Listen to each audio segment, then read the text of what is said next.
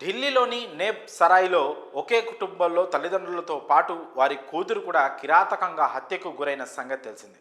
ప్రస్తుతం ఈ ఘటన సెన్సేషన్గా మారింది. అయితే వారిని ఎవరు చంపారో విచారణ చేయగా ఈ కేసులో దిమ్మ తిరిగి మైండ్ బ్లాక్ అయ్యే ట్విస్ట్ బయటపడింది. తాను వాకింగ్కు వెళ్ళి వచ్చేసరికి ఇంట్లో తల్లి, సోదరి, తండ్రి రక్తపు మడుగులో ఉన్నారని, ఎవరో దారుణంగా హత్య చేశారని కొడుకు అర్జున్ తెలిపాడు.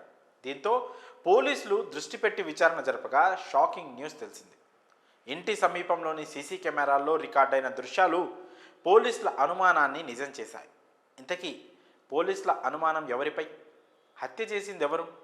పూర్తి వివరాల్లోకి వెళ్తే ఈ కేసులో అసలు నిందితుడు, హంతకుడు ఎవరో కాదు, తన అమ్మ, నాన్న, అక్కని చంపారని దొంగ ఏడుపు ఏడ్చిన కన్న కొడుకు అర్జునే. తన తల్లిదండ్రులను, అక్కని దారుణంగా హత్య చేసి నంగనాచి డ్రామా ఆడాడు. ఇతడి గుట్టును పోలీసులు కేవలం గంటల వ్యవధిలోనే ఛేదించారు. అసలేం జరిగింది? అర్జున్ ఎందుకు తన సొంత కుటుంబాన్ని దారుణంగా హత్య చేశాడు? పూర్తి వివరాల్లోకి వెళ్తే న్యూఢిల్లీలోని నెబ్ సరాయ్కి చెందిన రాజేష్ కుమార్, భార్య కోమల్ దంపతులకు 2 పిల్లలు, కూతురు కవిత, కొడుకు అర్జున్ తన్వర్.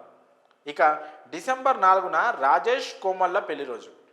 అదే రోజు అంటే బుధవారం తెల్లవారుజామున రాజేష్, కోమల్, కవితలు ఇంట్లో కత్తిపోట్లతో రక్తపు మడుగులో దారుణంగా చనిపోయి కనిపించారు. మార్నింగ్ వాక్కు వెళ్ళిన కొడుకు అర్జున్ తిరిగి వచ్చేసరికి ఇంటి మొదటి అంతస్తులో రాజేష్ డెడ్ బాడీ, గ్రౌండ్ ఫ్లోర్లో కోమల్, కవితల డెడ్ బాడీలు కనిపించాయి. దీంతో అర్జున్ భయంతో కేకలు వేయడంతో ఇరుగు పొరుగు వారొచ్చి పోలీసులకు సమాచారం ఇచ్చారు. అయితే ఇది అందరికీ తెలిసిన కథ. కానీ అసలు విషయం ఏంటంటే అర్జున్ చదువులో వీక్, అంతగా రాణించేవాడు కాదు. దీంతో తండ్రి ఎప్పుడూ అతన్ని తిడుతుండేవాడు. ఈ క్రమంలో తండ్రిపై ద్వేషం పెంచుకున్నాడు అర్జున్. తండ్రి తిడుతున్న సమయంలో అమ్మ, అక్క కూడా తనకు సపోర్ట్ ఇచ్చేవాళ్ళు కారు. దీంతో అర్జున్లో ద్వేషం మరింత పెరిగింది. పైగా ఆస్తి మొత్తం అక్కకే రాసిస్తానని తండ్రి చెప్పడంతో అర్జున్ జీర్ణించుకోలేకపోయాడు. తాను ఒంటరి వాడినని చాలా లోన్లీగా ఫీల్ అయ్యేవాడు. ఇక తన ఫ్యామిలీని చంపే సైకోగా మారిపోయాడు.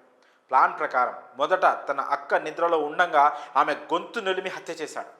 ఆ తర్వాత మేడ మీదకు వెళ్ళి తల్లిదండ్రులను కూడా కత్తితో గొంతు కోసి చంపాడు. బుధవారం ఉదయం రక్తంతో తడిసిన తన దుస్తులను, హత్యకు వాడిన కత్తిని బ్యాగ్లో జిమ్ సెంటర్కు తీసుకెళ్లి అక్కడే వాటిని పడేశాడు. ఇంటికి తిరిగి వచ్చిన తర్వాత రక్తపు మరకలని శుభ్రం చేసి ఇతర ఆధారాలు లేకుండా చేశాడు. ఇక సంఘటనా స్థలానికి చేరుకున్న పోలీసులు అర్జున్ మాటల్లో తడబాటుని గుర్తించి అనుమానంతో తమదైన శైలిలో ప్రశ్నించి తగిన విచారణ చేశారు. దాంతో అసలు విషయం బయటపడింది.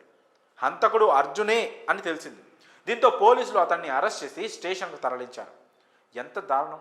ఇలా తనని అర్థం చేసుకోలేదని ఓ కొడుకు సైకోలా మారి తన సొంత కుటుంబాన్నే దారుణంగా చంపుకున్నాడు. ఒంటరివాడయి జైలు శిక్ష అనుభవిస్తున్నాడు.